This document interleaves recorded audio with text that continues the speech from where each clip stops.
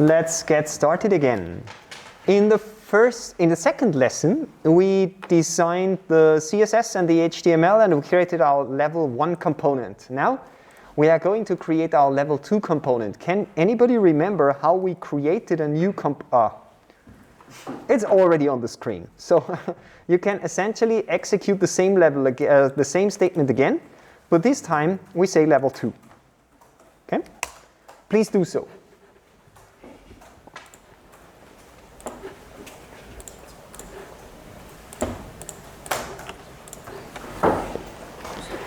That will give us a level 2 folder.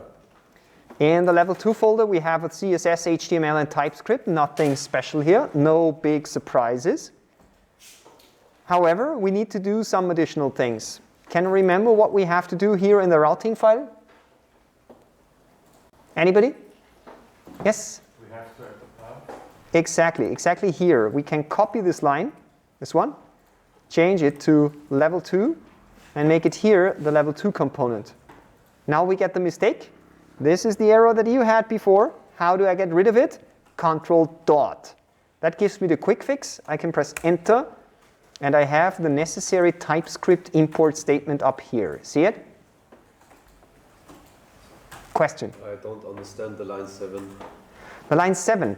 The line 7 makes sure that if I run my app and if I call the URL without any parameter, I will automatically be redirected to level 1. So that means if I now press enter up here, watch what's happening in the URL. See? Yes. And this is exactly what this line 7 does. It says if the user entered no path at all, redirect the user to level 1. Okay? Good. Now let's try that. If I go to level 2, you see, level 2 works. Level 1, level 2, level 1, level 2. Question? I have one more question about the root. Yes, ask. What does that path match full mean? Okay.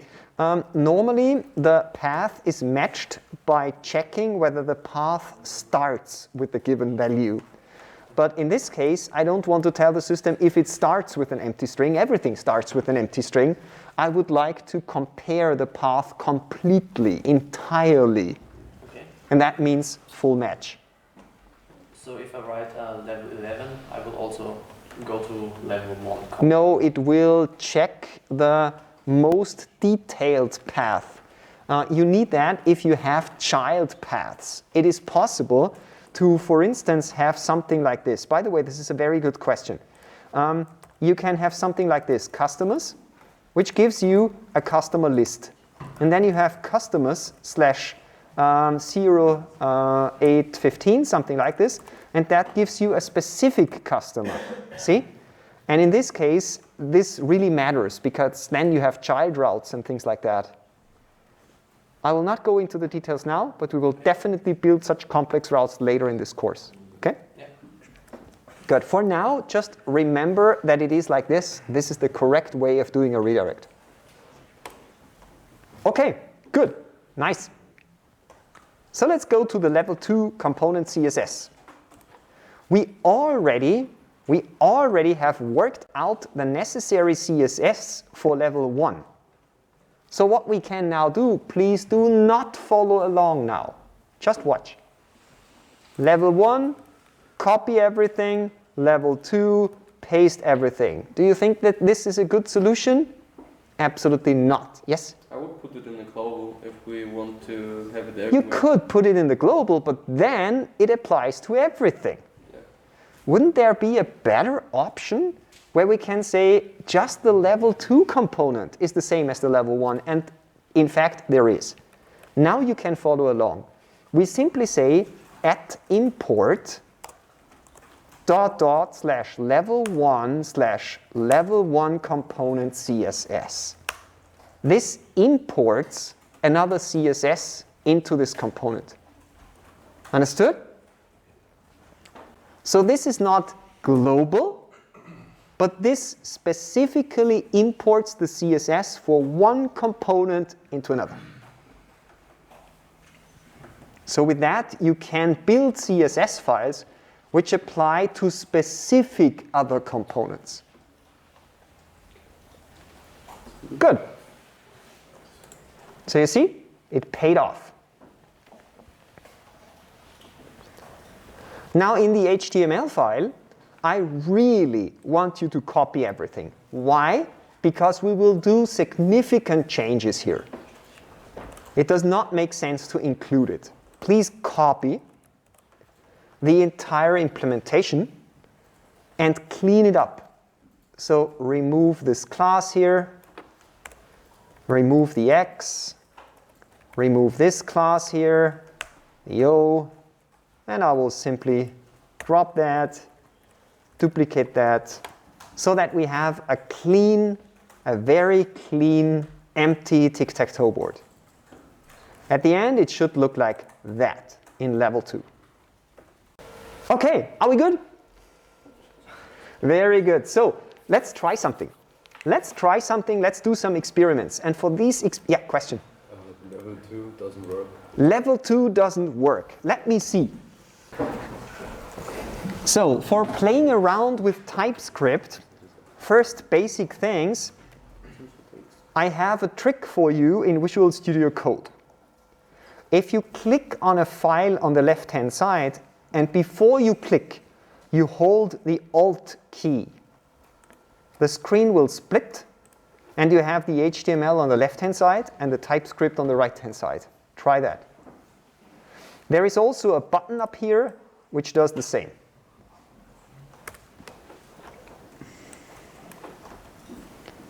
So I ask you to open the level 2 HTML and the level 2 TypeScript side by side.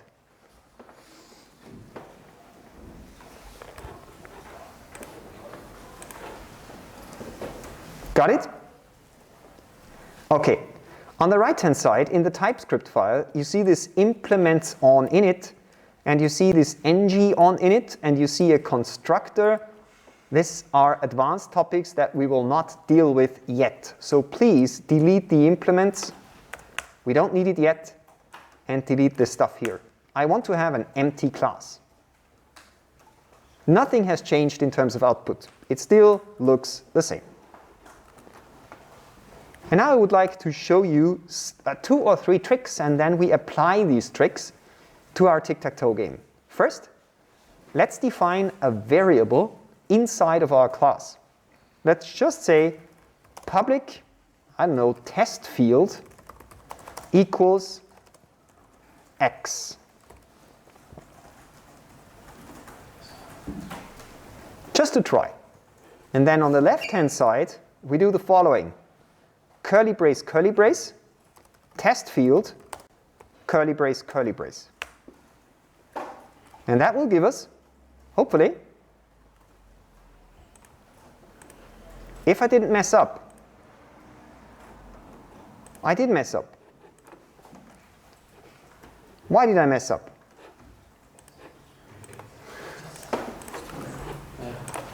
Let's see.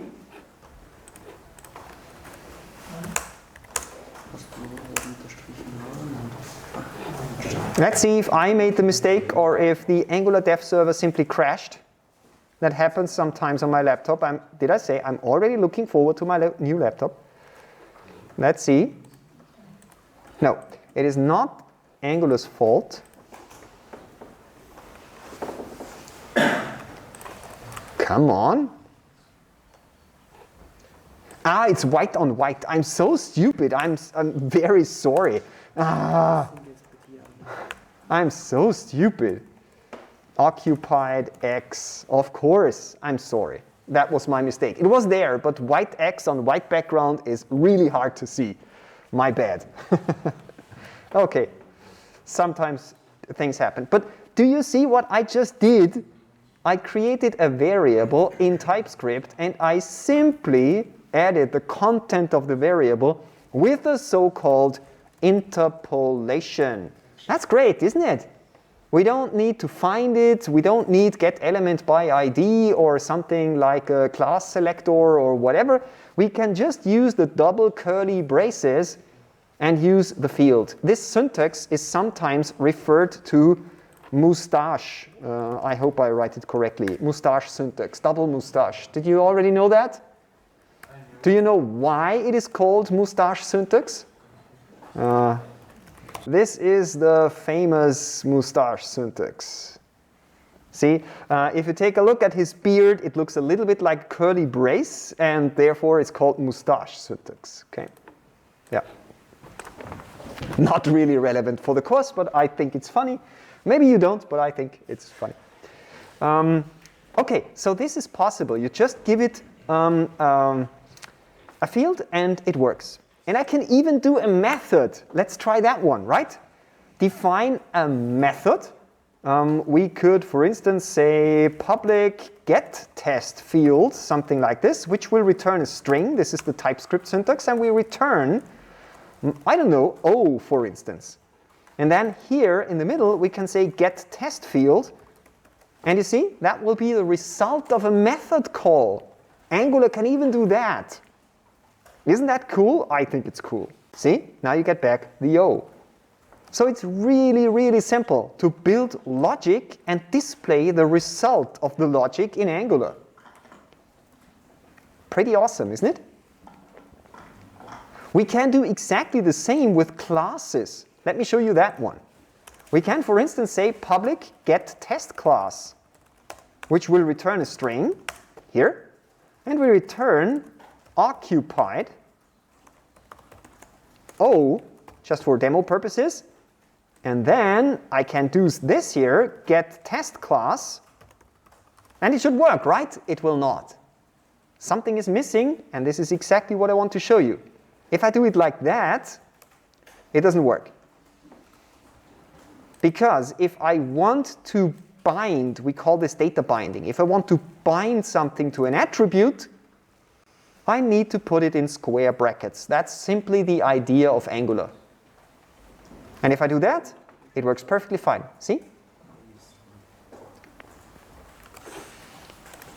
So the whole idea of Angular data binding is that you can simply refer to fields, properties, or methods defined in TypeScript, and Angular does all the data binding magic for you.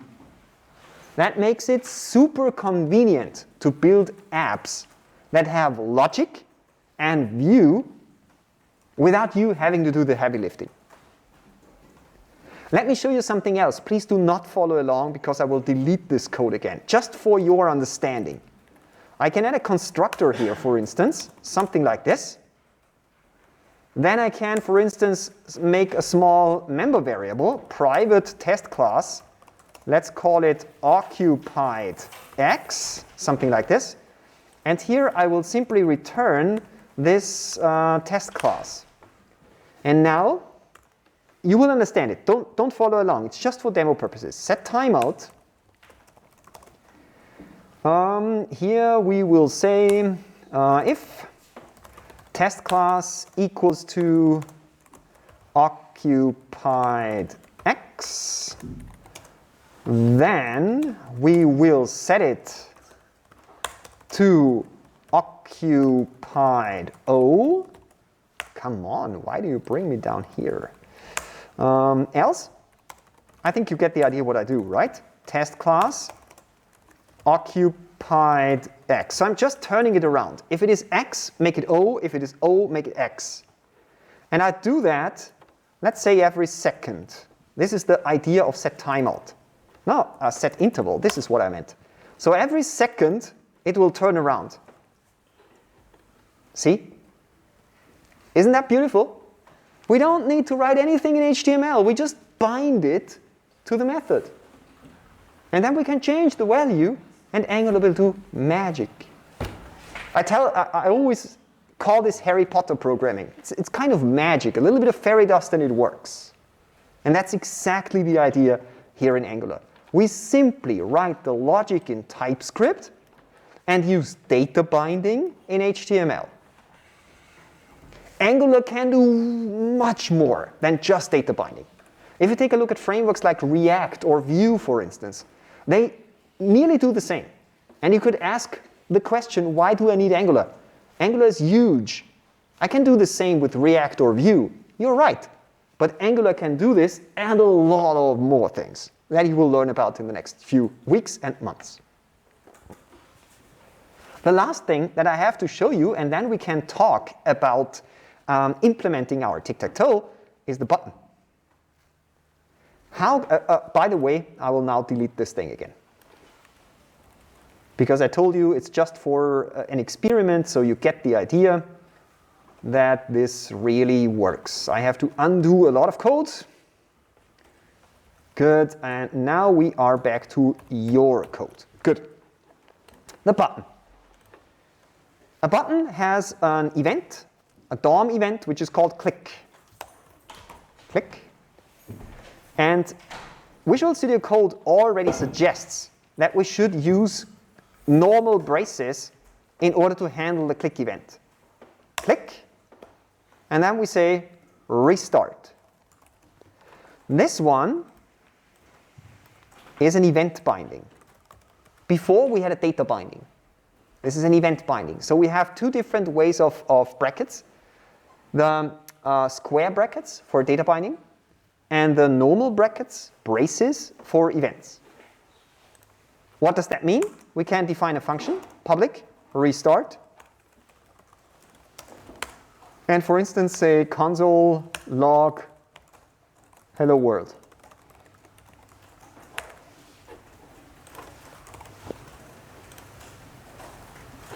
You see, this one binds to this method whenever we click the button. Very simple. Let's try it. Go here. On the right-hand side, I'm in the console. I click on restart. And see, here we have hello world. So whenever I click on the button, the console contains hello world. Try it.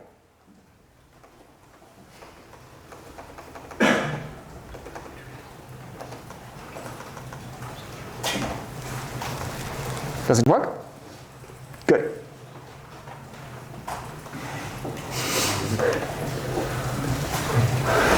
Does anybody have problems? Does it work as expected? Yes? I like that. Does anybody need more time? Are we good? Nice, nice, nice.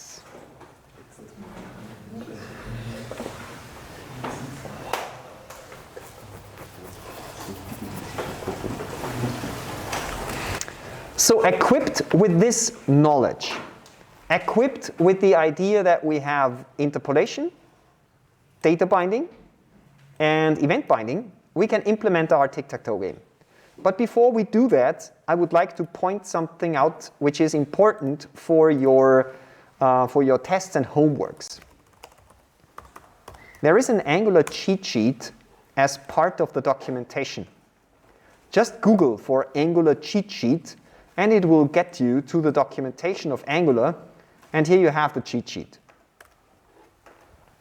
And if I scroll down a little bit, you see that when it comes to template syntax, here you see the property binding, here you see the event binding, here you see the interpolation, here you see another example for the interpolation, and a lot more things that we will handle in the upcoming weeks and months. But the Angular cheat sheet is really important. If you do Angular for your Matura next year, for instance, then you will have the cheat sheet available during your Matura. Okay? So the Angular documentation is available, and there you can look it up if you, I don't know, if you are nervous and you forgot how to do an interpolation, you can look it up here. So you don't get slides from me. I will point you to the relevant documentation chapters, and then you will have to deal with it based on the documentation. Okay? Angular cheat sheet. Don't forget that. Yes? So when we get a test, we also can look down from our notes we made? In a test, you have everything. You have Google, you have Stack Overflow, you have everything. But also my notes. It's all right. You have no limitations on the internet. Okay. Do whatever you want. Yeah. The only thing that is not allowed, I told you that yesterday, is cooperation. Sure. Yeah? We are not allowed to do team testing. That is just something that is out of my reach. I cannot change that. It is like it is. So I need an individual solution from you. Good. Nice. Good. So let's clean up. Let's remove all these experiments so that we have an empty field again. I don't want to have the click button here yet, and I want to have an empty component here, something like this. And now we can start to implement our small little game. The full implementation is part of my material. Okay? So we will start today, and I have a small, tiny little homework for you. Let's first decide where we store the content of our board, of our TicTacToe board. And what I do here is I define a public board content, and that is of type number square square. Does anybody have an idea what this might be? This is now TypeScript. Can you guess from your knowledge from other languages? Anybody? Try it. Two-dimensional array. A two-dimensional array. Well, strictly speaking, it's not a two-dimensional array. It's a jagged array. Have I ever heard the term jagged array? Nope. A two-dimensional array looks like that. It has a certain number of rows and a certain number of columns. And every row has the same number of columns. A jagged array could theoretically look like that.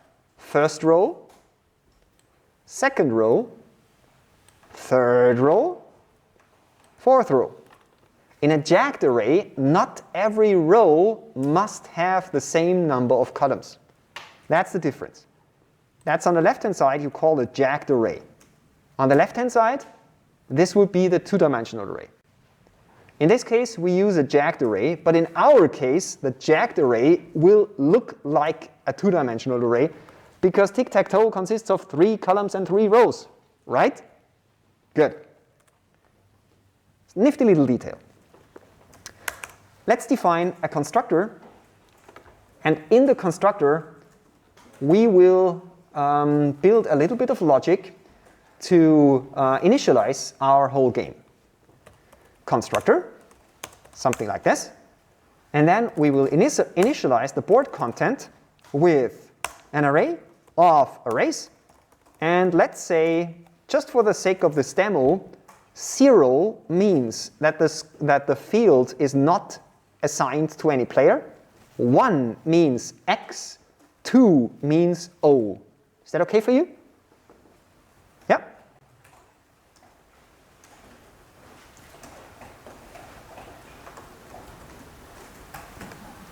Another thing that we need in order for our TicTacToe game to work is we need the current player index.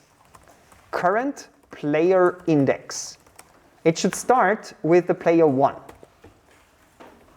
And we should initialize this thing in the constructor. This.currentPlayerIndex equals 1. Let's do it a little bit differently. I'm very sorry. Let's do it that way. So you see, this is of type number, and here we initialize it with a 1.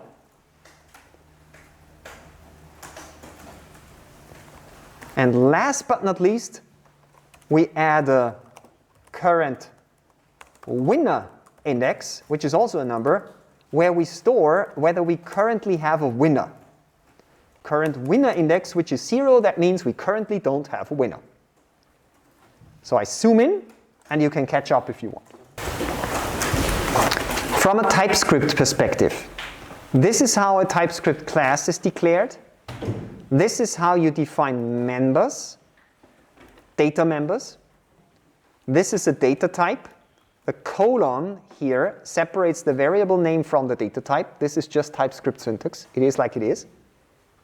This is a jagged array. This is a value assignment. This is a value assignment, and this is a value assignment. I think with your existing knowledge of programming languages like C, C#, Java, this shouldn't be difficult, right? You should understand how it is. You have to get used to the syntax. I'm very sorry, this is part of this course. Learn it, practice it. It will not be very difficult. Yes, question. What does the IX mean? So Index. We'll also have a player name. So the player name would be X or O, and index is just a marker that I can remember. Oh, is this X or O, or is it 1 or 2? Yeah, sure. That's all. Just I came up with this convention, but this is nothing related to TypeScript. Okay? Good.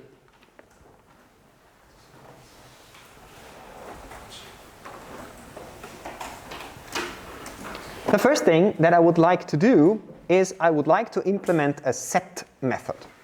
The set method will be called whenever the user clicks on such a TD. Public, set, and it will get a column index, and a row index. And it returns nothing. This is how you declare a method with parameters in TypeScript. Parameter name, parameter type, and this is how you specify the return type. Void means no return type. Good? Good. Our set method should ignore calls if we already have a winner. If this dot current winner ix equals 0, that means don't do anything if there is already a winner. Because if we have a winner, the user cannot click anymore. It's over. It's done. The only thing that should be allowed in this case is reset. Everything else shouldn't work. The second thing that we have to check is whether the user has already clicked on this before. So we have to check additionally if the board content in row and column is really 0, because otherwise it's already occupied by X or O, and you cannot reoccupy something in TicTacToe. Are we good? Good. If everything is okay, we can say this board content, row, column, equals to this dot current player index. That means we write a 1 or a 2 depending on who the current player is. And last but not least, current player index equals to this dot current player index. If it's currently 1, then make it 2, otherwise make it 1. Do you know this syntax? From C, from C#, from Java. Yeah, but we never really used it. Yeah. You never used it? Okay. Now let me show you what this is. This is the same as, you don't need to write that down, if this dot current player index equals 1, then this dot current player index equals 2, else this dot current player index equals 1. Check that out. This one is the if condition. Different color. This one is the if part. Different color. This one is the else part. And instead of writing if else, you use the question mark and the colon. I keep it on the screen for a second so that you can try to understand what I do here. What we do here is called an inline if. In short, some people call it if.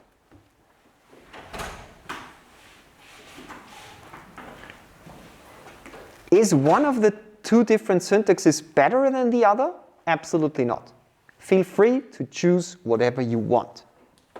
Most people in JavaScript and TypeScript, also in C#, use the short version for such cases. Because it's really convenient. It's easy to express, it's a one-liner, it's okay. But if you dislike this short syntax, and you think it's clearer to write the whole if statement, that's perfectly fine. You will not get any decrease of your points in a test. Both syntaxes are equally fine, both work, both are fast, it's perfectly fine. Choose whatever you want. Okay? I will stick to the short syntax just to teach you something, okay? So that you learn something new.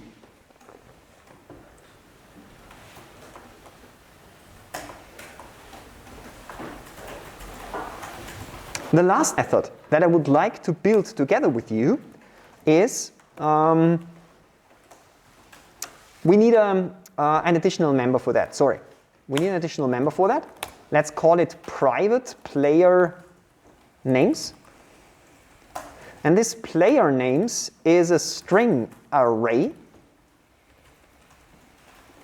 And we initialize it to this dot player names equals to empty x o. Do you get the idea? Player 0, not occupied, has no name. Player 1, the name is x. Player 2, the name is o. And once we have this member, we can say public get player name column number row number return a string, and then we can simply say return this dot board content row column. That will give us the player index, and then we can use the player names to translate it. Wow, that looks kind of scary. A lot of square brackets. I will leave it on the screen for a second so you can think about it. So what do? Imagine that we get column 1 and row 1. That will lead us to this field in board content, right? So that means that this expression here will result in a 0 in our case. So this is this 0 here. Because row, column, board content is exactly that one. Then we look with 0 into the player names. And that will bring us here to this player name. Because this index is used here in this field. Get the idea? Now if this turns to 1, this will change to 1 and we will suddenly go to the x. Got it? Nice. So let's try this in our great little application. So what we do is we add a bunch of click handlers. So what I do now is Shift, Control, Alt, cursor down, click equals set. Get the idea? If the user clicks on this TD, we call the set method. And of course, we have to adjust these values. It should be row 0, row 1, row 2. Sorry, the first one is the column, not the row, the column. So column 0 here, column 1 here, column 2 here. You get the idea? And what do we do here? We can also use Shift, Control, Alt here, double curly brace, get player name 0, 0, and of course we have to adjust that again to 1 and 2.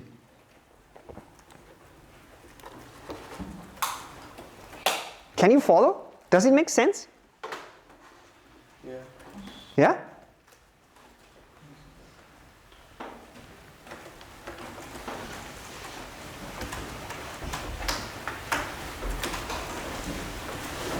One thing is missing, the class. We have to set it to the occupied X or occupied Y class, and then we are occupied O class. So we simply add another helper method, public get class name. Did I call it? No, get style. Sorry, get style. I called it get style. Call, you know that so far, is a number. Row is a number, and we return a string. And now we'll show you a trick. Return occupied dash this get player name call row. Woohoo! I'm not sure if you know what I do here. Do you recognize these characters here? Yeah. This is a template string. These are called backticks. Tick, like in German Zecke, and backtick, like backslash. In French, I think this would be an accent graph. I'm not sure if I'm right. I don't speak French, but I looked it up a while ago. It's an accent graph. And what it does is it takes the constant string occupied dash, and here with this syntax, dollar curly braces, we add the name of the player exactly here. So this will result into occupied dash X or occupied dash O. But what happens if the cell is not occupied at all? It would result in occupied dash nothing.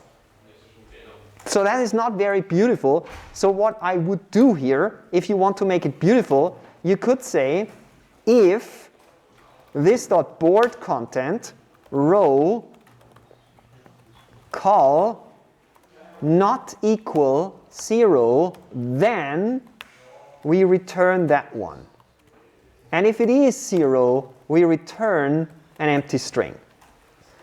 Is that absolutely necessary? No. We haven't defined a style which is called occupied dash nothing, so nothing would go wrong. But it isn't very beautiful. So this is much more clearer. Are you familiar with this and this from previous JavaScript courses? Some say yes, some say no. I can tell you the rule of thumb that you have to follow in this course. Always, always, always use triple equal or not equal equal. Always. Forget this and forget this. This is dangerous in JavaScript. If you really know what you are doing, and if you really are a JavaScript master, and you really know that this is exactly the behavior that you need in this certain case, then you can do it. But you are not there yet. So for now, always use this one and this one. This will do what you expect from Java, from C#, from C, and things like that. The other one does a lot of strange type conversion magic, which typically leads to a wrong result. So please, please, please, always use 3-letter equal or not equal. Important, okay? If you do that, everything is fine. Will I remove a point from your grade in a test if you do a 2 equal sign comparison? Maybe half a point. Okay, so please use them. Good, so let's add them, and then we are done with the first row. I'll show you. Shift, Control, Alt, down, down. And now we can apply this class thingy that we had before, and we simply say get style. I start with 0, 0, and adjust the values accordingly.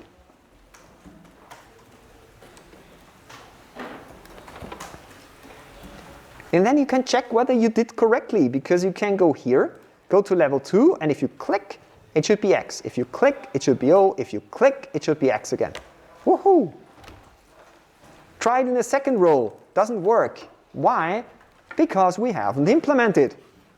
So please spend another 2 or 3 minutes to copy this one down here and adjust the values accordingly. I will also do that. So I take this one, chip. I take this one, chip. I change all the values here to row 1, here, row 1, here, row 1, here, row 2, here, row 2, and here, row 2. And if you did it correctly, you can already play tic-tac-toe. It works.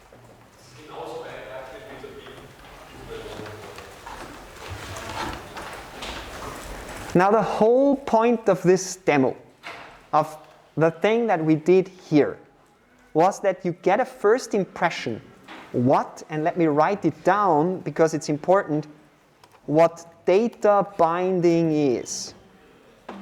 We learned 3 different ways of binding. We learned the interpolation, we learned the attribute binding, and we learned the event binding. It's not super necessary that you know and remember these words. You simply have to be able to apply them. Double mustache, remember the Giphy that I showed you. Normal braces for events.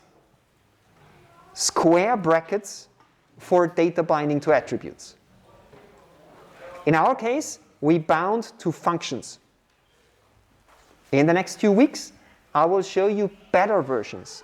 There are advanced techniques in Angular where you don't need these functions. You can write that much easier. But we are currently at level 1, and we have a few levels to go until we reach level 5. Was that timing?